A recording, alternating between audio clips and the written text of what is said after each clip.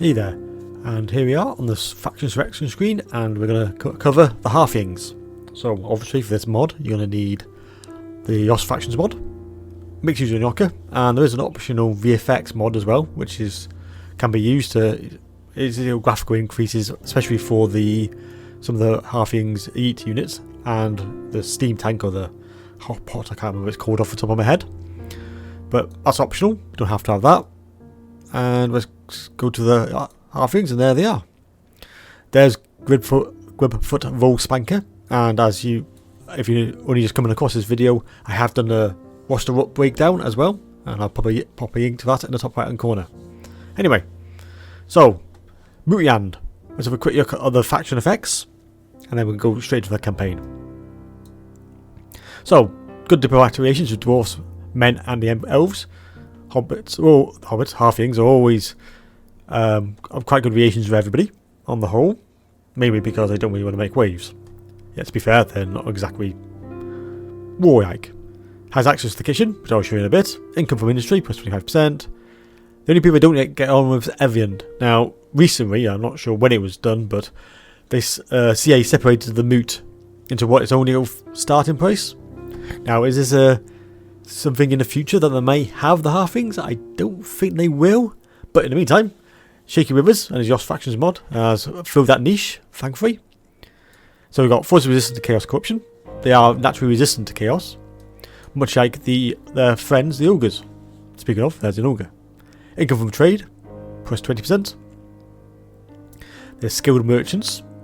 Usually plus 8. This other is particularly odd effects. Minus upkeep, minus 30% for all mere Halfling units. Very handy. And some recruitment rank for Press Gang Thieves. So let's get to that campaign. And while that's loading up, I can just talk about something I begin to do. And I've talked about the army and how they play as a faction and how they play on the battlefield. They're interesting. They are, like I was mentioning in units, like when I do the unit roster overview, I know I've got a good sense of the army, but I haven't played that many campaigns. Then I play a campaign for this particular video, so you get my own personal feelings how they play.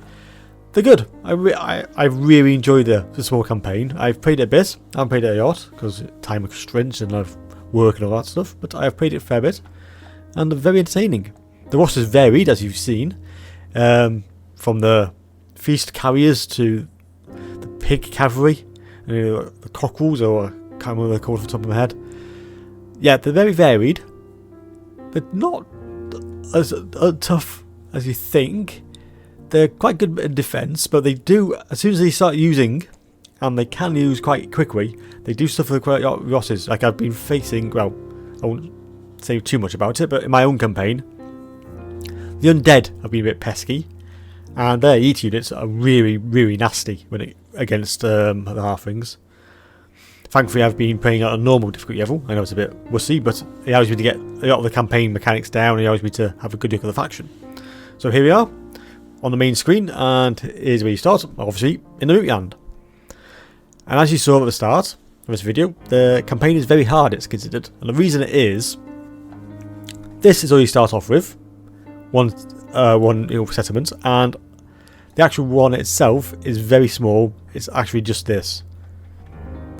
In this region, there's only one of them, and this can only go to a level 3 settlement. So that's a bit annoying. So obviously you can't get the hatchling dragons and the ogres and the wardens straight off from me off, but I'm getting ahead of myself here. So, yeah, they're a bit in a strange place, really. Because they are next door to the vampires. And the vampires are very aggressive, I found. And I'm not sure if that's a CA thing recently. I'm not sure if Shaky's changed stuff in his own Yoss factions. He may have done. But they're very aggressive. And they quickly, well, in my couple of playthroughs, well, let's face it, this place is really strong. And then they sort of spin around you. But we'll get back to that later. So as a faction, how do they play on the battlefield? It's a bit different. I'm trying to compare them to a different faction because I think that'll be the easiest thing to do, and I struggle, to be honest, because they have decent defense pretty much across the board. They have some really good buffing units, as you've seen, which really makes them really tough. Yeah, like I've been running with on some of my I've been using. Let's just get to the settlement thing so I can actually I'll go for this properly in a minute, but I just wanted to point out that this unit is so good because of that healing ability. It's brilliant. It really makes your unit last a really long time. It's very powerful. But while we're here, let's quickly go through this. So, as a starting place, it's not bad. I'm not exactly that impressed with this. I think this may be a custom background. I am not sure. But it is a bit garish, I would say. But each their own. You don't spend that much time here anyway. So, as units arrive, you do get a really good building right at the start. This building is brilliant. The Grand Cauldron. As you can see, it provides so much trade resources. Provides a decent garrison as well. It has recruitment bonuses. On top of that, it's just brilliant. You have to have this in this settlement. From there, it gets a bit more interesting. Because there's quite good ways of making cash. So you've got the tobacco plantation to add more trade resources. And if you tap that with this as well, 500, so that's 800 straight off the bat, and you get this as well, which increases a few other things, spices and wines. So you can get a financial benefit from this settlement. But at the start, you need troops, and you desperately need troops. So I went down these two routes, and I'll show you that later. So what are these? Well, these are where you get your dryads, your wardens, field warden, halfling rangers, treekin, tree man, and great eagle. And a tree man at level 3 is ridiculously powerful. Then you got the next one. So these are the halflings themselves. So you got the bloodhounds there, very handy units. Sheriff, some of the unique units there. Master cooks, I love master cooks. They're brilliant. They're surprisingly good against cavalry, I found. Surprisingly effective, as long as they got some backup. They're very good against cavalry. Empire Captain, in case you want to go with Empire Chuck Wagon, which is an amazing little thing. Well, it's not the most damaging ability. I've now had to play around a bit. They are kind of fun. They're worse than in many ways. They're worse than the stocking pomp wagon, which is impressive in itself. But they do create a nice bit of a good way to break down the first front line. And the 250 is quite expensive, but because of those buffs, which I've been through properly before, they are very beneficial. And a chuck wagon is a vital thing in your army. Press Gang Thieves, nice little arm. Not brilliant, but they are quite tough. That melee defense is quite good, but the arm is really weak. Having Hot Pot, brilliant unit. Just the damage may not be good, but against in my battles against the vampire counts, very handy. Then you got the cavalry. I'm doing air quotations. Just say it cavalry, because these cavalry is pretty terrible. Cockerel Riders are the best, but still they're pretty terrible. As you can see the values, how much do you have to pay upkeep. It's a very cheap army. That is a good thing about halflings. They're very cheap to run, and you can get rolling quite easily. So you have Warrior Priest as well. Then you got the usual buildings, garrisons and things like that. Nothing new there. Then you can have a tap room. So it's an Ox, the Wardens again. That was over here, wasn't it? See? Yeah, there they are. Adds a field warding and a witch hunter and having rangers. Ogres, that's where you get your ogres from, and wardens. Right, so ogres are a bit difficult to get at the start.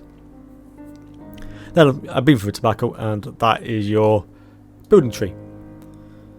So overall, for the campaign itself, the locations are great. You do have the Empire. As long as you stay on good terms with the Empire, you're pretty much decent. But you're not in the best of terms with, at the start, if you start to use diplomacy against a fair few factions. If I just do that, there we go.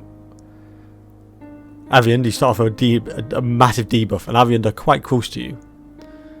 And I've played a few playthroughs. I think I've only played 3. I haven't had much time, but I've played a few. Got quite far in each one. I don't think I ever made friends with Evan. To be perfectly honest, I would think about taking him over just for more land. You just need the land to expand your armies quicker, and then you can change this into something that either a bit more of a cash flow, or of course keep it as a recruitment area. Up to you. But you would definitely want to keep the special building in there. So let's have a quick start an army, and then we can move on to the skill trees. Actually, I might do a tech tree as well while I'm here, because that's only quite small and it'll be quite quick. I don't need a separate video, separate section either. So start an army. Master Cook, very handy unit. Got some good Wardens, bit cheaper militia. Ogres, try to keep these alive. They pay their weight quite easily. Halfling Rangers, very good not very good, but a decent archery, and some cockerels, because why not? So it's not a bad starting army, and you do get recruit from the accounts, so you do get some Pistoleers right at the start, which is very nice. I do have my Pistoleers, and you can do that. You can get more of these bonuses by giving states back to the Empire, because you're on great terms with the Empire straight from the off, if memory serves. So let's have a quick look. Is it treaties? Pretty sure there they are. I thought we were. Yeah, so we got military alliance and military access straight from the off. So one last thing. Oh, of course. There he is, your chef, and he's very happy to be the chef. So here's the mechanic which you've seen with the DLC, which the Warden on the Paunch, I think it was. And yes, you can cook, and it really fits the Halflings even better, I think. This is the perfect mechanic for the Halflings, and I'm glad that Shaky's put it into it. It's quite basic, but you get recipes as you go, the more places you conquer. And I'll just got to show you another mechanic after this, but you drag it in. It's exactly the same thing you do if you pay the greenskins one. So you just put it on here, cook the army rations, and you get your buffs. And then you got a load of different things. Like it tells you how to unlock them. Basically, they're finding stuff around the country, and you get the unlocks automatically from there, and away you go. Then you got cooked recipes, and you also got a recipe book. So there's a recipe book, unknown at the moment because you haven't discovered the ingredients. So there you go. Let's just click off that. There we go. So that's a mechanic. Nice little thing. It's a neat little mechanic. It just suits this faction to a T. It really does. And every meat pie. It was like a meat pie. So that's that done. So let's just quickly dip into the technology tree over here. So as you can see, it's a standard Empire fare, really. There's not much different. There might be the odd value change here there, but I can't see many. The only new ones are these ones at the bottom. Super kitchen. So you got mutton stew even. Boar broth. Troll chowder, but you need a grand cauldron to make that. And the Fire Mountain soup. Very good, that one. And there's that name I can remember, the Catherine steam tank. Other than that, it's nothing different from that. That's why I just thought I'd pop it into this main intro video instead of a completely separate one. So, with that being said, let's move on and let's go into all those unique skill trees.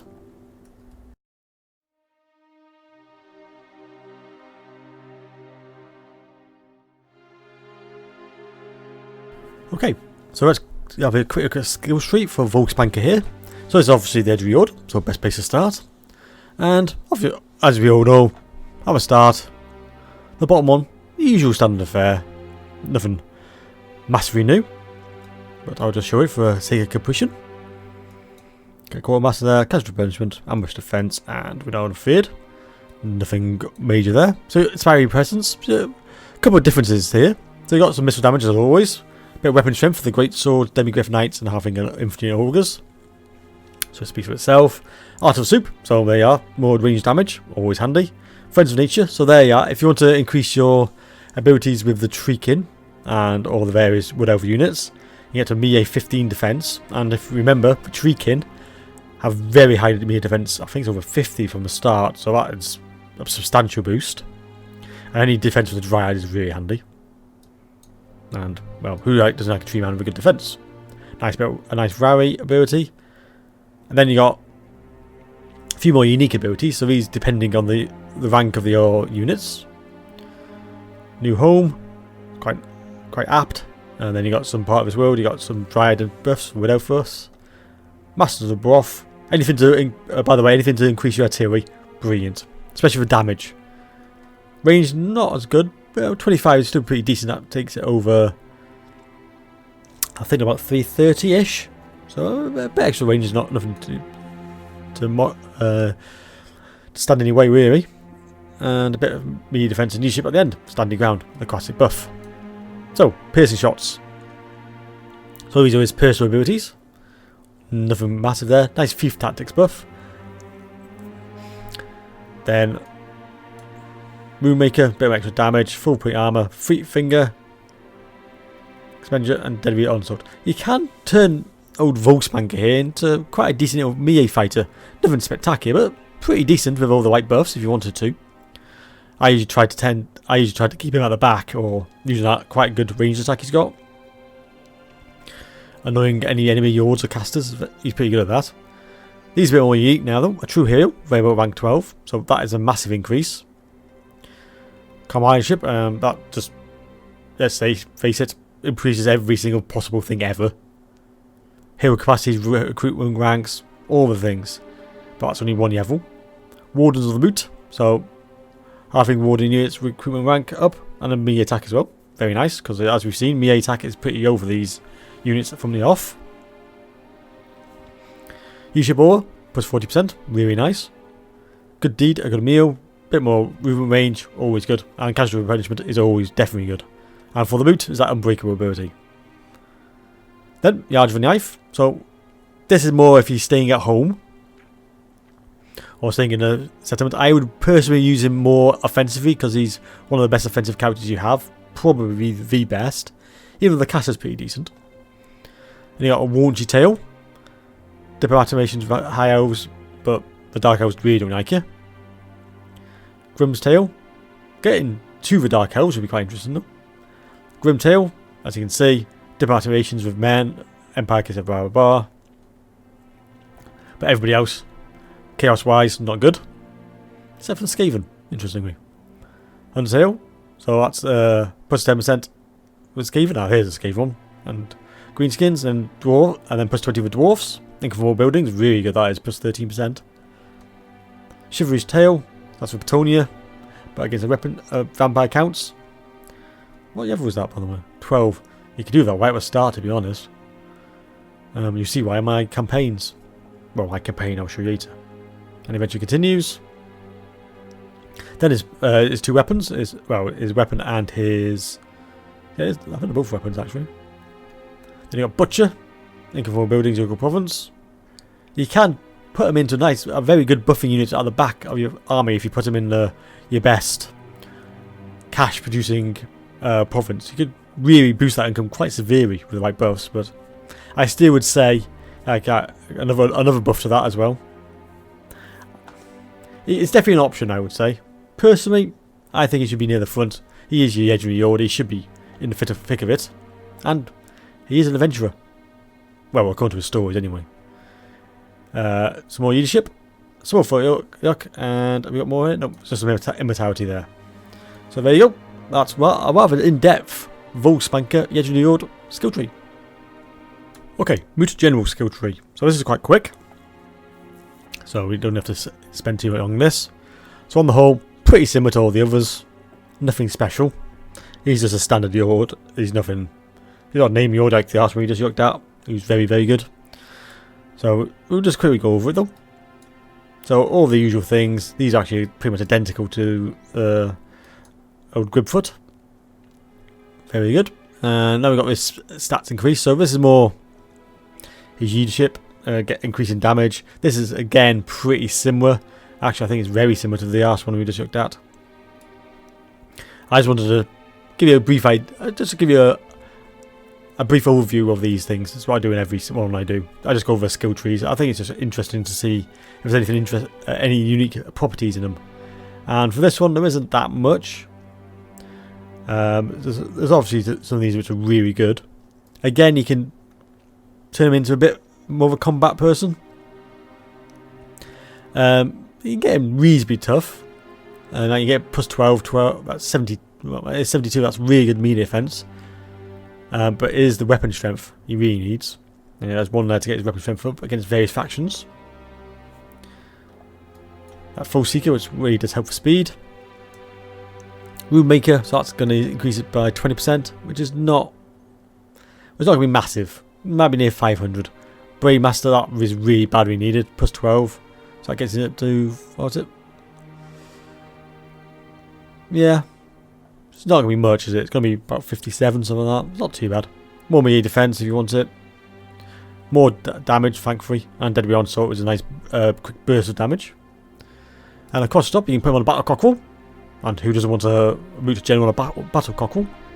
Small folk yuck, a butcher, income from buildings. So again, you got these little buffs here, and you can definitely use somebody, because I always like to have somebody just protecting your home defense. Somebody have a couple armies that are attacking, and then have one just lingering around as you expand your provinces. You need somebody just in case you miss an army which is close to you. You get some faction problems where you get what they're called. I can't remember what they're called. It'll come back to me. So mutinies in settlements, that type of thing. When they raise up, you could do with somebody at the back just to clear it up, and it's good free experience anyway. Tobacconist, entry to that, and you got hold the iron and immortality. So they're very similar to the previous one, but I just thought I'd do it, just quickly show you for the sake of completion. So the Grand Enchanter, which is the other choice of your Lords, and Pickpockets. I did not create that name; it just created itself. I take no responsibility for that one, even though it's genius. So you've got all the standard things. I'm not going to spend too much on this because we've pretty much done all. We've done all this. They're exactly the same as far as I can see. There's not much difference. Yeah, it's got all the magical abilities. With this one, interestingly, with the Grand Enchanter, they're not as quick to get to the magical rankings as other casters.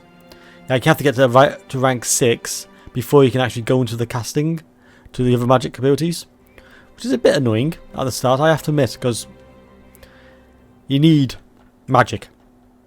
Unless you're going down the hill, unless you get into human magical users, which you can't do easily at the start. But rank 6 onwards, you get them, and you get all the standard ones, bit of shades as well. It's not as in depth as the one you get for the heroes or the legendary lords, because you don't actually get the arcane conduct ability, which is a bit of a shame because that's really helpful. Anyway, hard to hit, and you get all his basic abilities. And like I was saying in my unit overview, they're not actually that bad in combat, as you can see. They're pretty decent, and so you can actually make him a pretty tough magic user, which is quite rare.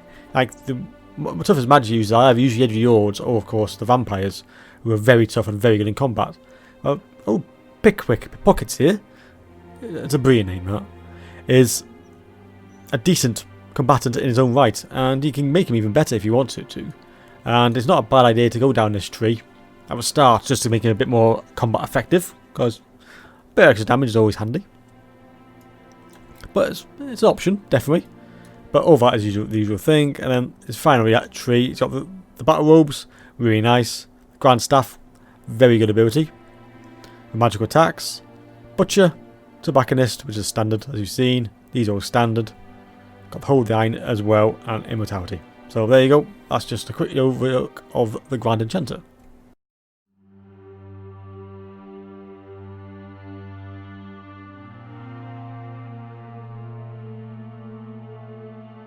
Couple more heroes to talk about. So here we go, the Field Warden skill tree. Again, I'll be going through this quite quickly because there's only a few things to talk about. At the bottom we've got the Scavenge, Cleanse Corruption, Damage Walls, Assassinate, Rock Army, and Specialists. So those are the ones you've seen before, and these are new. Halfing of the people, so that affects allies. Sight beyond sight. Extra base missile damage, so that's really good for the archers. Not the greatest units in the roster, and of course it would affect any of your artillery as well, which makes it even better. They got friendly competition, so that increases missile strength for missile units, which is nice, and it goes up to plus 12%, really handy. And you got that as well. And you got border patrols as well, increases your assassinate ability, and defenders of the mute, up to range plus 15%, ammunition plus 30, reload reduction, and missile strength. Very nice ability. Then you just got stuff to increase his abilities in one-to-ones. All the usual things. And of course over here we got all the extra abilities, survive risk, called rat, slippery. All very handy. And small folk yuck. So that missile resistance and magic resistance. Immortality as well. So that's quick yuck through the Field Warden skill tree. And lastly, we go to the Sheriff. easiest of the skill trees to go through. This is all about his combat abilities, and that's about it. So, obviously got much training, spread of public order, assault garrison, assassinate, assault units, specialist. So there's nothing particularly unique about this one. You know, stuff to make him a bit better in combat. And you can get him to a decent level, like plus 30 charge, pretty decent. Add that with his battle spine. Very handy. And you can get that straight off from the off, even though I got the skill points, so that's why I can get it straight from the off. So you can make him to a decent combatant. The armour's not that great. Got the great melee defense, that's 20. So you can get him reasonably high, to be honest. And you got Deadly Braid as well, plus 12. So yeah, you get him 50 odd, plus in everything really. So he's not bad in combat by any stretch of imagination. He's a good defender. He's a good person to have around. Maybe double him up around a caster, like your enchanter, your grand enchanter. So 2 of these to protect them. Can definitely do some decent damage and a bit more scale than you think. Because all buffed up, they would take quite a lot to get through. Because their armour is decent. They're not dwarf-esque, but they're very close. And the defense is really good.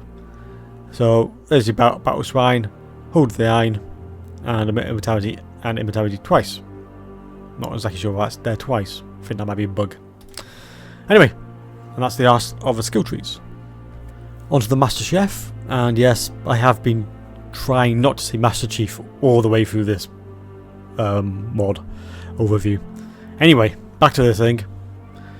Replenish troops, stimulate growth, damage building, wound, hinder replenishment, and of course specialist. All brilliant abilities, or probably my favourite of the heroes is the Master Chief, Chef, Chief, you know what I mean.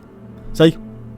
As you might guess, when I was recording the audio for this character, I had to do it a few times because I kept mucking up and saying the wrong name. Anyway, I'll try to keep it together. Steer the pot, so that's a default buff, which is really good. Any hero is always good. Then you got the Beef Empire buff. That can add it even more. And you get your 2 uses there, but that's around him, which is really nice. Weak ability, but that's quite a strong ability. Feast is coming, so plus 10 leadership. Hot spices, that's that hex, and then you got spill the soup as well. Just that explosion to get him out of trouble. All straight from the off, you can get that pretty much within 5 levels. And if you've seen, I've got a load of skill points to put in, because this is quite a bit into my campaign. I've got quite a lot of buffs to get these up to a good standard quite a way. And that does mean I can get Chuckwagon almost immediately, which I would get immediately as well. Breedmaster, he's not bad in combat. He's not nowhere good as the Field Warden, and he got better options, to be honest. So you need him as a buffing wagon. I was looking at wagon. That's where he shines. Definitely a buffer. Brilliant at it. Make sure you get him on a chuck wagon. But that is all I need to say about the Master Chef. See, I knew I could use it. Right words there.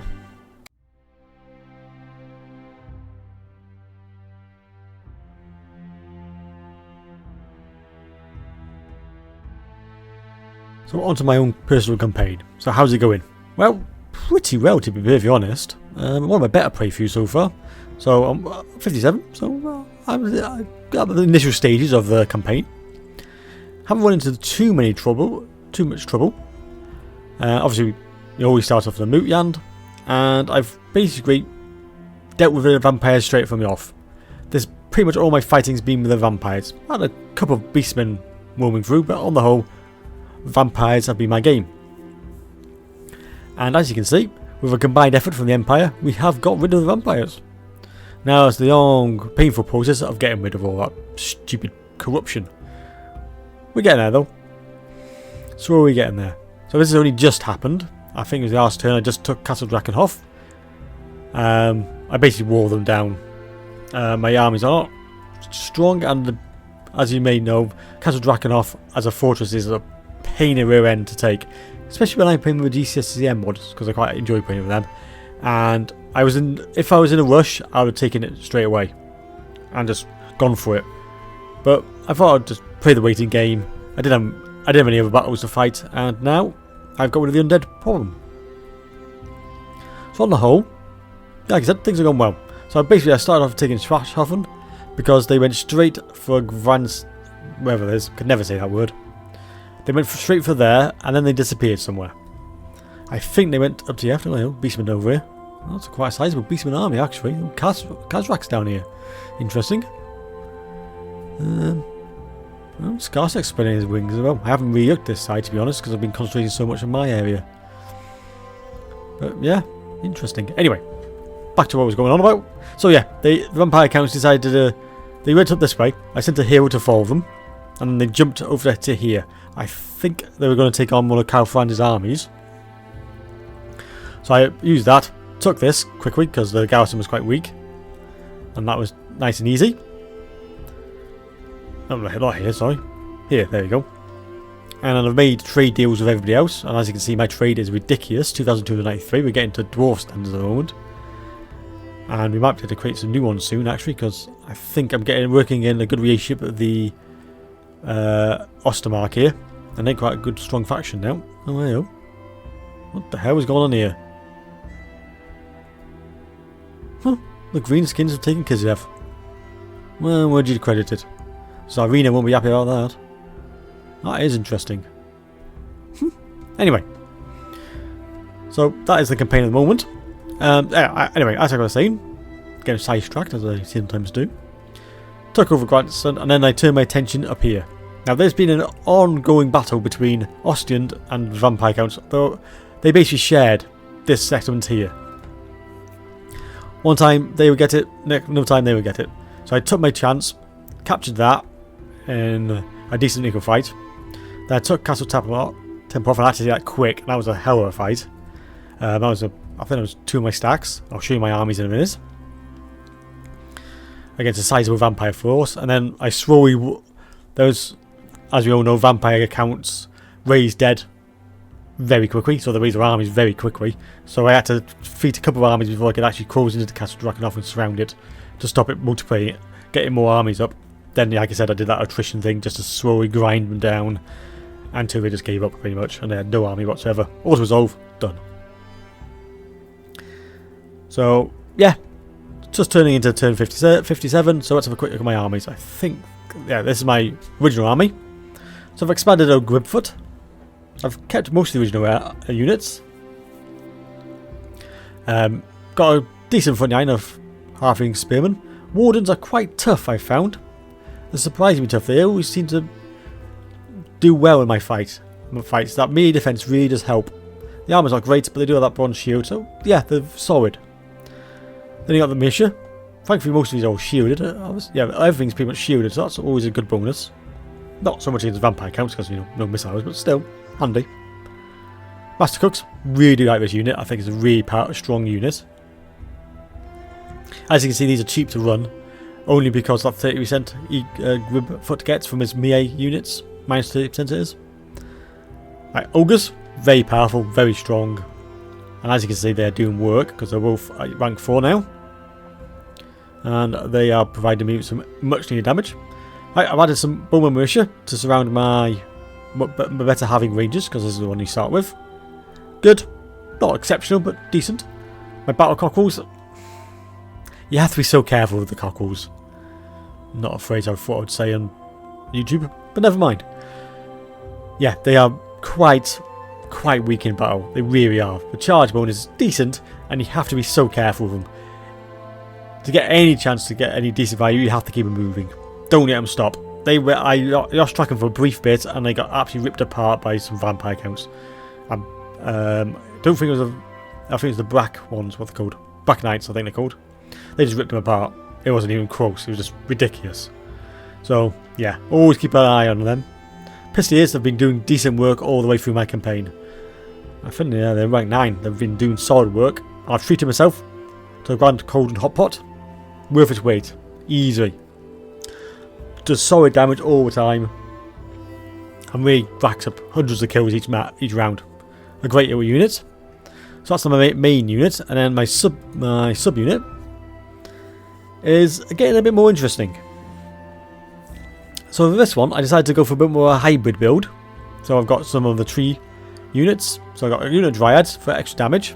Now I've never been a big fan of the Dryads, but in this army, they're pretty handy for dealing with the zombies which I've been facing. They've been really doing great work, just tearing through them.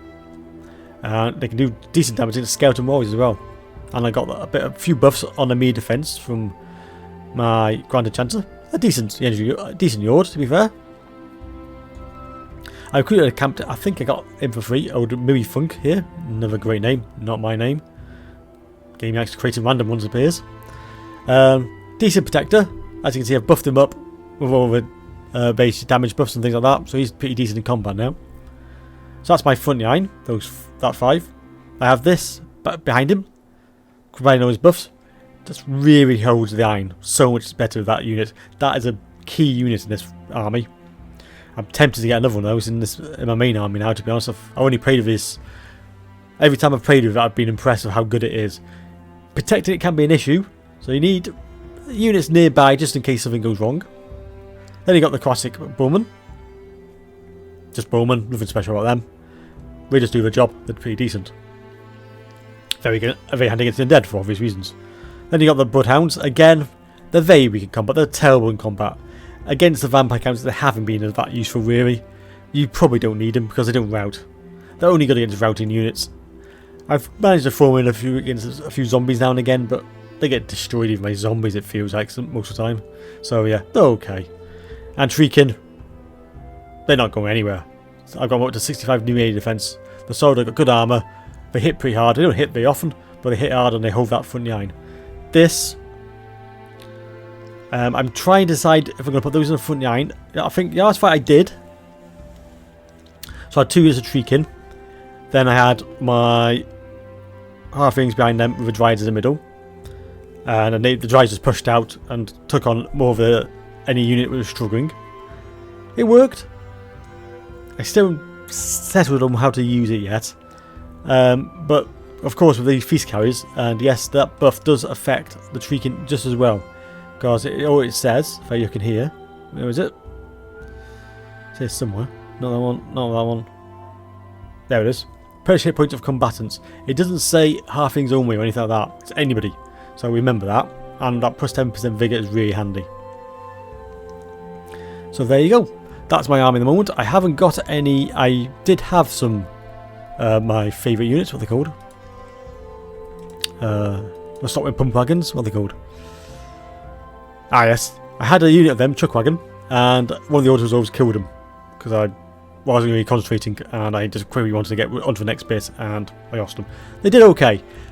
You need a few of them though. Like I've said, a couple of units, keep it running, and any cavalry in your halfling army you need to watch. You need to be very careful with them because they will get destroyed by pretty much everything. So yeah, be careful of that. And as you can see from like I was going over the building tree before, I've kept this as a recruitment zone for now. I might change it, but probably not. I'm getting so much money now. Now I'm taking over the gold mine, that is the actual gold mine. And this one's producing 1600. Very nice income. So there you go. And thanks for watching my old campaign overview. And I will see you in my next video.